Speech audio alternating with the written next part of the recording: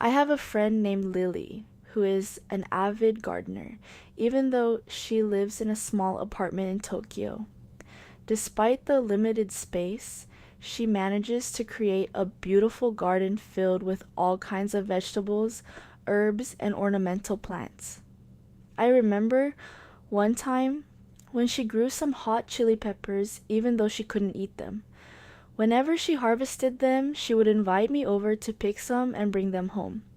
It was a small gesture, but it showed how much she loved to share her garden with others. I think the reason Lily loves gardening so much is that it helps her relax. She works for a Japanese firm, which can be very demanding and stressful. However, when she spends time tending to her garden, she finds a sense of calm and peace. There's something about the physical act of gardening that allows her to disconnect from the stresses of daily life.